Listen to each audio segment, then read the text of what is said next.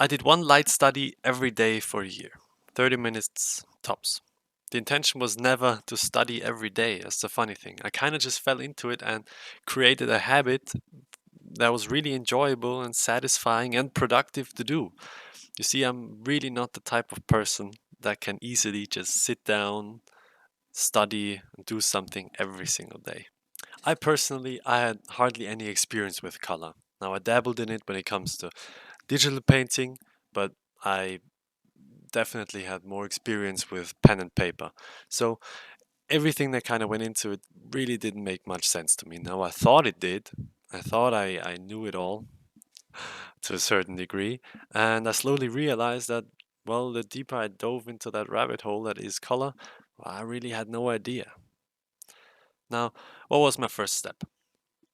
I That was a winter so 2 years ago, so it's a bit more than a year now. My first step was Schoolism. I always saw the winter sales, and I figured, I mean, that's a good place to start, right? It's 100 bucks or something. Always heard people talk good stuff about it, so sure. Um, I was blown away by it. It turned out to be amazing.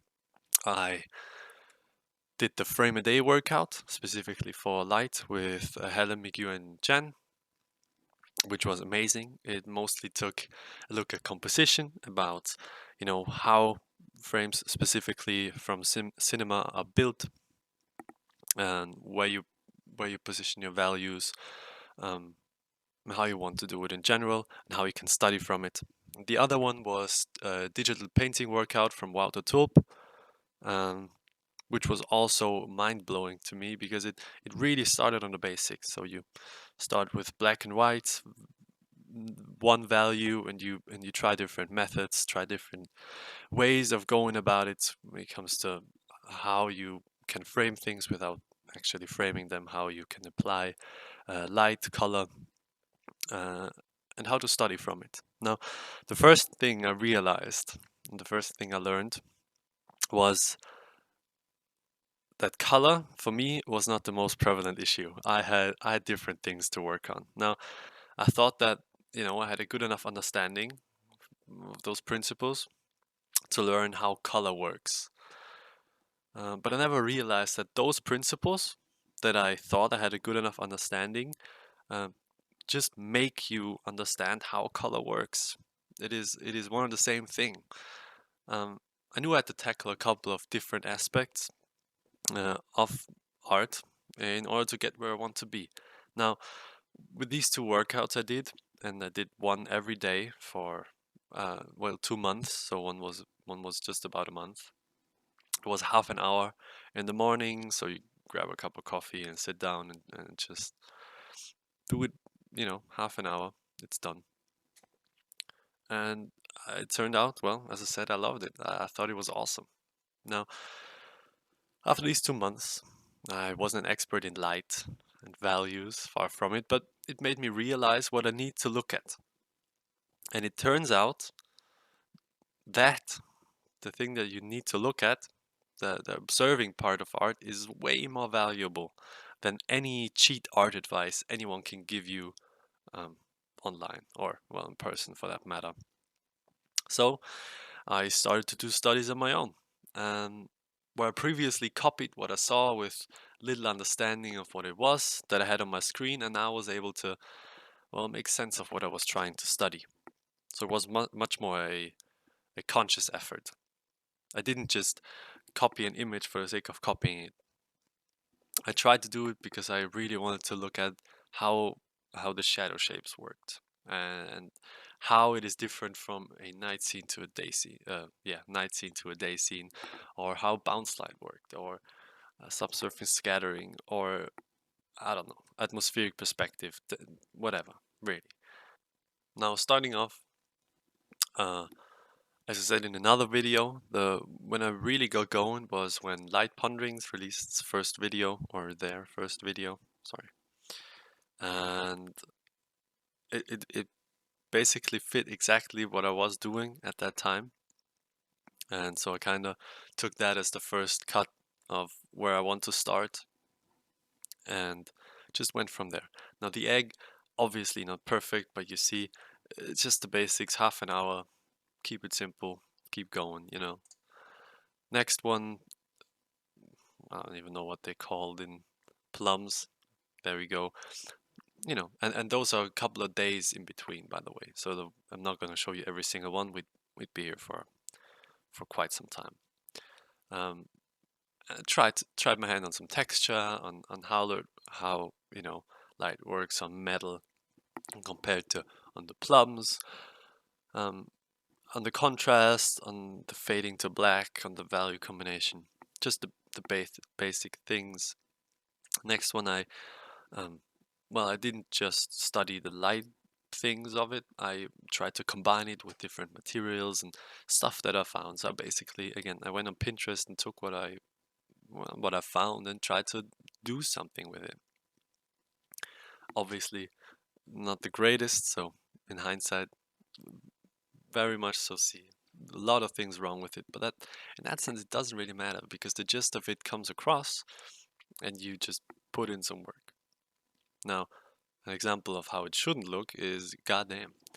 I don't want to paint a picture of I woke up every day and 30 minutes of pure joy. No, I hated it sometimes, but mostly after the 30 minutes. So while the 30 minutes were going on, you feel like oh no, it's not going well. And you know what? Sometimes it's not going well. That is ugly as hell. um, half an hour, be done with it, and keep on going. And soon thereafter, you find something you like way more. Here, subsurface scattering on eggs. Never seen that one before in my life, or I never imagined I'd draw that one. It turned out really cool. One of those that I very much so enjoy. I also really enjoy doing them. You know, again, obviously not perfect, but the gist of it comes across, and you have your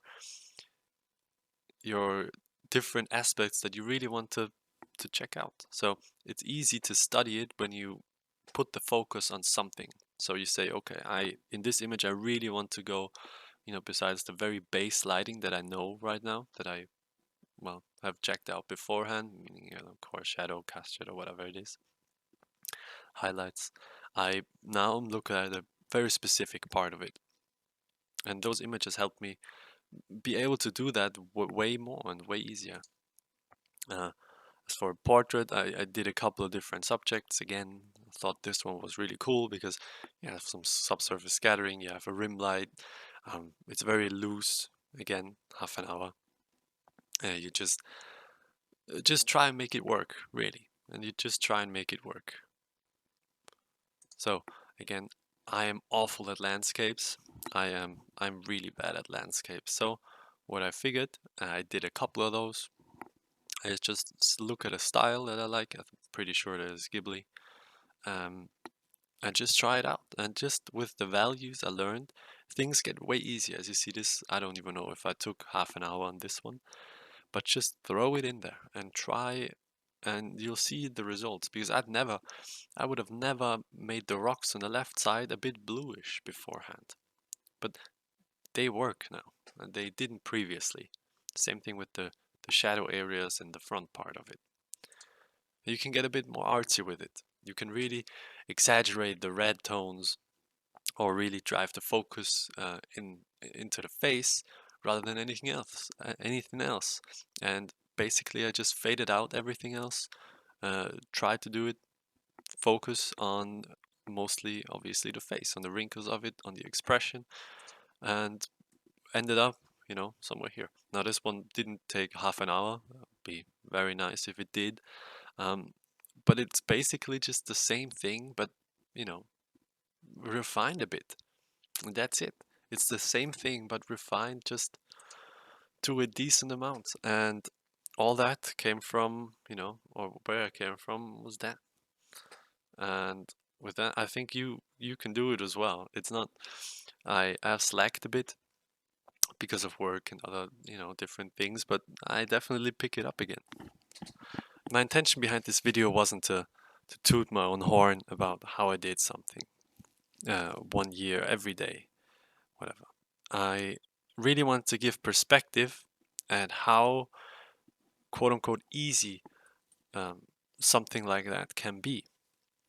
Because the 30 minutes a day really aren't hard if you do it consecutively and if you create a habit out of it.